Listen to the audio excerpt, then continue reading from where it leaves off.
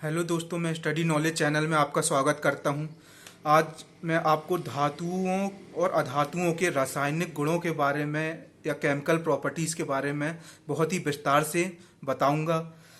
उससे पहले मैं आपसे रिक्वेस्ट करता हूं कि वीडियो को अंत तक देखना, क्योंकि अंत में भी मैंने बहुत ही इम्पोर्टेंट फैक्ट्स कवर किए हैं। अगर यदि आपको वीडियो पसंद आता है तो चैनल को लाइक कीजिए, सब्सक्राइब कीजिए और अपने दोस्तों में उसे शेयर कीजिए। तो चलिए शुरू करते हैं। धातुओं और अधातुओं के रासायनिक गुण या केमिकल प्रॉपर्टीज। सबसे पहली प्रॉपर्टीज है धातु कैटायन बनाती हैं और अधातुएं एनायन बनाती है। अब ये कैटायन और एनायन क्या होता है? कैटायन और एनायन के बारे में मैं आपको यहाँ पे भी बताऊंगा, और जब मैं आपको अम्ल, क्षार और भस्म के बारे में पढ़ाऊंगा तो इसके बारे में बहुत ही विस्तार से समझाऊंगा। आपने कैथोड और एनोड भी सुना होगा। परमाणु भट्टियों में या भारी जल में कैथोड की छड़ों के रूप में या एनोड की छड़ों के रूप में विभिन्न प्रकार के एलिमेंट का प्रयोग किया जाता है। ग्रेफाइट की छड़ें, निकिल की छड़ें। कैथोड के लिए पात्रों का प्रयोग किया जाता है, स्टील के पात्रों का। ये होते क्या हैं? कैटायन है क्या?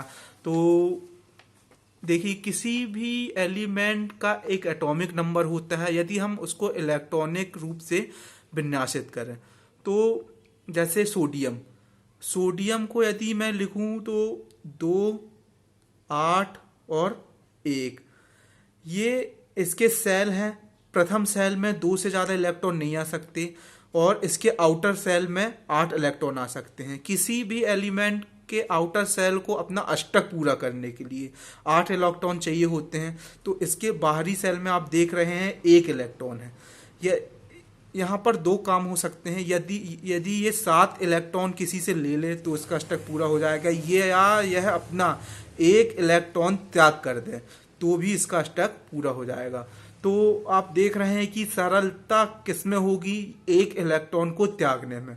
तो सोडियम 1 इलेक्ट्रॉन को त्याग कर अपना अष्टक पूरा कर लेता है, इसलिए इसके ऊपर 1+ का चार्ज होता है। जैसे मैं मैग्नीशियम की बात करूं, मैग्नीशियम के पहले सेल में 2 इलेक्ट्रॉन आएंगे, दूसरे सेल में 8 इलेक्ट्रॉन आएंगे, 8 और 2 10, और तीसरे सेल में 8 इलेक्ट्रॉन आ सकते हैं लेकिन 2 बचे हैं, इसलिए 2 इलेक्ट्रॉन आएंगे।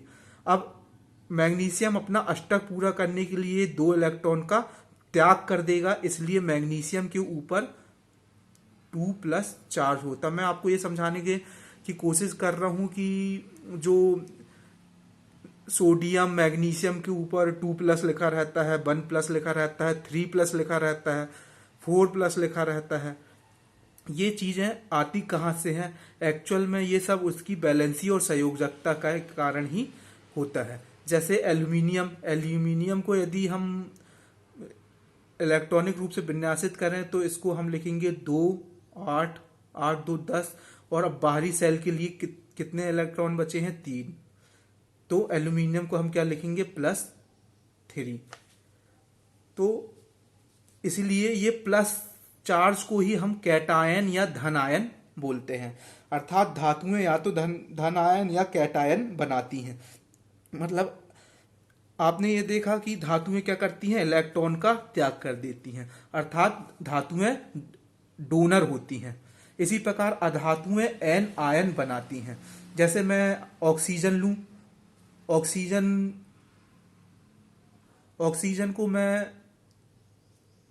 ऑक्सीजन का एटॉमिक नंबर 8 होता है। यदि मैं इलेक्ट्रॉनिक रूप से विन्यासित करूंगा तो 2 और 6।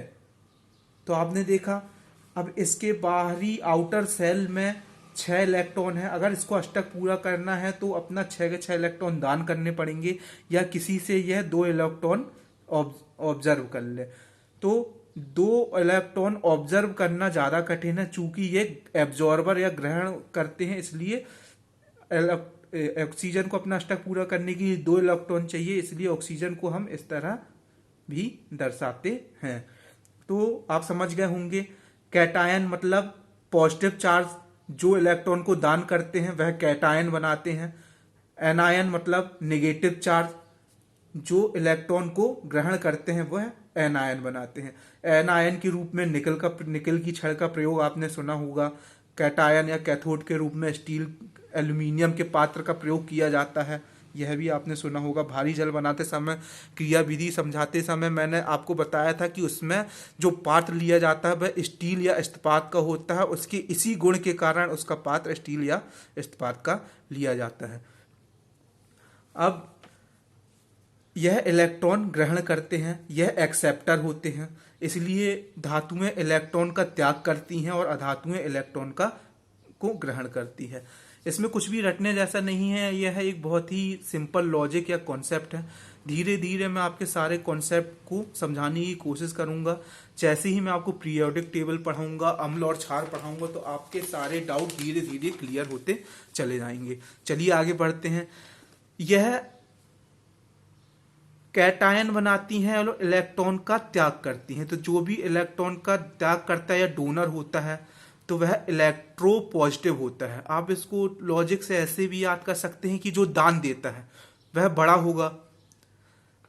जो भी दान देते हैं वो बहुत रिचेस होते हैं, बड़े होते हैं, तो वो कैसे होते हैं? पॉजिटिव होते हैं, पॉजिटिविटी उनके अंदर ज्यादा होती। तो चूंकि धातु या मेटल डोनर है इसलिए वह इलेक्ट्रो पॉजिटिव होते हैं, जबकि इसका विपरीत नॉन मेटल इलेक्ट्रो नेगेटिव होते हैं क्योंकि एक्सेप्टर होते हैं। जो छोटे लोग रहते हैं जो दान लेते हैं वह क्या होंगे? उनमें नकारात्मकता भरी रहती है, वो हमेशा कुछ करने की बजाय लेने की ही हमेशा कोशिश करते रहते हैं। जिनको जरूरत नहीं है मैं उनकी बात कर रहा हूं, जिनको जरूरत है या जो बेबस है मैं उनकी बात नहीं कर रहा हूं। इसको गलत वे में लेके नहीं जाइएगा। सिर्फ याद करने के लिए मैं आपको एक एग्जांपल बता रहा हूं कि इलेक्ट्रो पॉजिटिव होती है मेटल क्योंकि वह डोनर होती हैं, कैटायन बनाती हैं, इसलिए वह इलेक्ट्रो पॉजिटिव होती हैं। जबकि नॉन मेटल एनायन बनाती हैं, इलेक्ट्रॉन को एब्जॉर्ब करती हैं, ग्रहण करती हैं, एक्सेप्टर होती हैं, इसलिए वह इलेक्ट्रो नेगेटिव होती हैं। विद्युती ऋणात्मक होती हैं और यह विद्युती धनात्मक होती हैं। इसलिए मैंने आपको एक ट्रिक बताई थी मेटल या नॉन मेटल को पहचानने की, वह यहीं से निकल कर आती है। मैंने आपको बताया कि हमेशा जब भी आप इलेक्ट्रॉन को, एलिमेंट को इलेक्ट्रॉनिक विन्यास के रूप में लिखेंगे तो हमेशा उसमें या तो +1 या 2 या 3 आउटर सेल में इलेक्ट्रॉन बचेंगे। इसलिए इसकी प्रॉपर्टी भी होती है कि धातुएं वह होती हैं जिसके बाहरी कक्ष या आउटर सेल में +1 +2 +3 इलेक्ट्रॉन होते हैं। इसका एक्सेप्शन आपको हमेशा याद रखना है हाइड्रोजन और हीलियम। हाइड्रोजन का एटॉमिक नंबर 1 है और हीलियम का 2 है, लेकिन इसके बाद भी यह अधातु है। हाइड्रोजन अधातु की तरह व्यवहार करता है और हीलियम भी एक अधातु है। यदि नॉन मेटल, यदि बाहरी कक्ष या आउटर सेल में 4, 5, 6, 7 इलेक्ट्रॉन हो, 4, 5, 6 या 7 इलेक्ट्रॉन हो तो वह नॉन मेटल या अधातुएं होंगी। ये प्रॉपर्टी भी मैंने आपको बताया था। जैसे मैंने आपको बताया था नाइट्रोजन, नाइट्रोजन का एटॉमिक नंबर 7 होता है। इसको एटॉमिक रूप से विन्यासित करेंगे तो 2 और 5। आपने देखा कि इसके आउटर सेल में 5, इसके आउटर सेल में 5 इलेक्ट्रॉन है और 5 आने का मतलब यह क्या है? एक अधातु है। और उपधातुओं की संख्या केवल 7 होती है। उपधातुओं को आप बहुत ही आसानी से याद रख सकते हैं। मैंने इसके लिए आपको ट्रिक भी बताई थी। ए बस पट जाओ, antimony, boron, silicon, polonium, tellurium, germanium, arsenic. ए बस पट जाओ। Boron 5, silicon 14, germanium 32, arsenic 33, antimony 51, tellurium 52, polonium 84। कोशिश कीजिए जितनी भी बार आप एलिमेंट पढ़ें वहीं उसका एटॉमिक नंबर लिखकर याद करने की कोशिश करें। ऐसा 40 से 50 बार पूरी केमिस्ट्री पढ़ते समय आपके साथ होगा। इससे ज़्यादा बार भी यह चीज़ हो सकती है। इससे आपको किसी भी ट्रिक की जरूरत नहीं पड़ेगी एटॉमिक नंबर याद करने के लिए।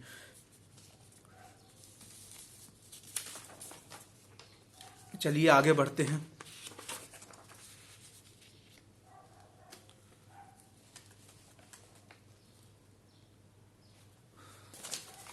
ये बहुत ही इंपॉर्टेंट प्रॉपर्टी है।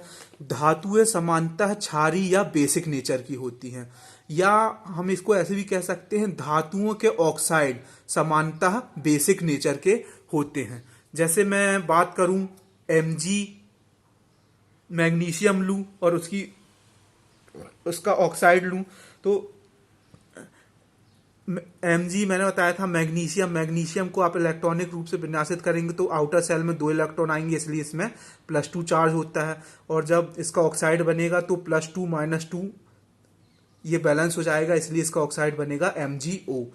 अगर मैं एल्यूमिनियम लूं, एल्यूमिनियम को ऑक्सीजन के साथ प्लस करूं या इसकी क्रिया होगी तो Al3 होता है, 3+ होता है, O2- होता है। हमेशा याद रखिए इसका क्रॉस मल्टीप्लिकेशन हो जाता है। यदि आपको किसी के ऑक्साइड का पता करना है या बनाना याद फॉर्मूला लिख सके तो आप बेसिक रूल से भी वो चीज़ें पता कर सकते हैं।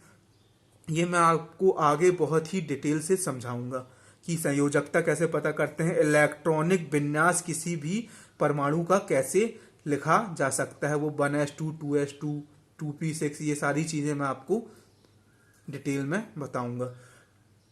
अब जैसे मैं सोडियम लूं, सोडियम प्लस यहाँ पर कुछ नहीं है तो 1+ है, और ऑक्सीजन 2-, ये 2 यहाँ चले जाएगा और 1 यहाँ जाएगा, इसलिए इसका ऑक्साइड Na2। तो धातुएं समानता बेसिक नेचर की होती हैं, धातुओं के ऑक्साइड बेसिक नेचर के होते हैं, लेकिन इसके एक्सेप्शन आपको हमेशा याद रखना है। अच्छा, धातुएं इतनी कठोर होती हैं, धातुएं सॉफ्ट होती हैं, मुलायम होती हैं, उसका कारण है धातुओं के मध्य मेटेलिक बॉन्ड होता है जो बहुत ही मजबूत होता है। अब जब धातुओं के मध्य मेटेलिक बॉन्ड होता है तो धातुओं के मध्य कौन सा बॉन्ड होता है? Weak van der Waals force. कभी आपसे पूछा जा सकता है, धातुओं के मध्य वीक वंडर वॉल फोर्स होता है, जबकि धातुओं के एलिमेंट के मध्य कौन सा होता है? मेटेलिक बॉन्ड होता है। तो ये आप याद रखिएगा। अब मैंने आपको बताया था मेटल नॉर्मल बेसिक नेचर का होता है, जैसे MgO, Al2O3, N2O, ये बेसिक और अम्ली, एसिडिक, ये सारी चीजें मैं आपको धीरे धीरे बहुत ही डिटेल में बताऊंगा। लेकिन अभी हम चूंकि इसकी प्रॉपर्टी पढ़ रहे हैं तो इसको यहाँ पर शॉर्ट में ही पढ़ेंगे, बाकी जब अम्ल और क्षार पढ़ेंगे तो इसको बहुत ही डिटेल में पढ़ेंगे। अब बात स्वरूप कुछ धातुएं जिनके ऑक्साइड अम्लीय होते हैं, ये मोस्ट इंपॉर्टेंट है, याद रखिएगा। इससे पेपर में प्रश्न कभी कभार बिल्ले ही पूछे जाते हैं और यह आपके सिलेक्शन का भी कारण बन सकते हैं, क्योंकि जब ऐसे क्वेश्चन आते हैं तो बहुत ही कम लोग उसे सॉल्व कर पाते हैं। तो धातुओं के वे ऑक्साइड जो अम्लीय होते हैं, जबकि धातुएं का बेसिक मतलब धातुओं की नॉर्मल प्रॉपर्टी है कि वह बेसिक होती हैं। तो कौन से धातुओं के ऑक्साइड हैं जो अम्लीय होते हैं? CrO3 और Mn2O7। इसको आपको याद ही रखना है, कुछ चीजें आपको याद ही करना पड़ेगी। ये सीधे सीधे पेपर में पूछे जाते हैं कि धातुओं के वह कौन से ऑक्साइड हैं जो अम्लीय होते हैं, तो ये आप याद ही रखिए।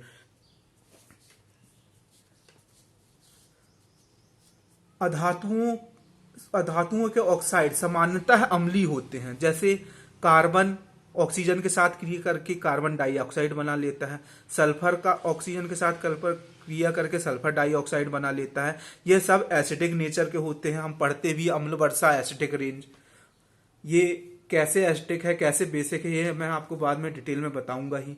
लेकिन इसका कुछ अब बात याद रखना है, कुछ अधातुओं के ऑक्साइड उदासीन होते हैं। धातुओं का समान गुण क्या है कि उसके ऑक्साइड अम्लीय होते हैं, एसिडिक होते हैं, लेकिन कुछ अधातुओं के ऑक्साइड उदासीन होते हैं, जैसे H2O। यहाँ पर H क्या है? अधातु है। ऑक्सीजन भी क्या है? अधातु है। आप देख रहे हैं H2O, हम पढ़ चुके हैं कि H2O जो जल होता है वह उदासीन होता है, pH स्केल में उसका मान 7 होता है। कार्बन मोनोडाइऑक्साइड, ऐसे बहुत सारे एग्जाम्पल आपको मिल जाएंगे।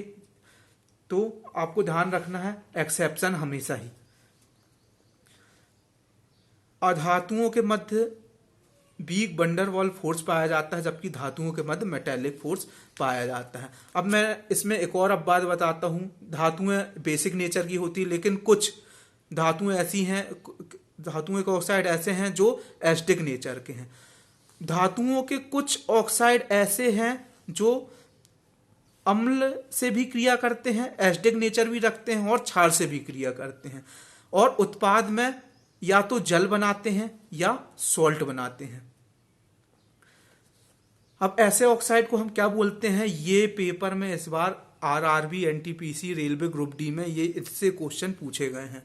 इसको बोलते हैं एम्फोटेरिक ऑक्साइड। आपको इंग्लिश में नाम याद रखना है, पेपर में एम्फोटेरिक ऑक्साइड का कौन सा एग्जाम्पल है, ऐसा क्वेश्चन आया था। या उभयधर्मी ऑक्साइड, जैसे एम्फोटेरिक के ये नॉर्मल 3 एग्जाम्पल आपको याद ही रखना है। एल्यूमिनियम, जिंक तथा लेड के ऑक्साइड एम्फोटेरिक ऑक्साइड होते हैं, जो अम्ल से भी क्रिया करते हैं और क्षार से भी क्रिया करते हैं। Al2O3, PbO लेड ऑक्साइड, और ZnO जिंक ऑक्साइड। तो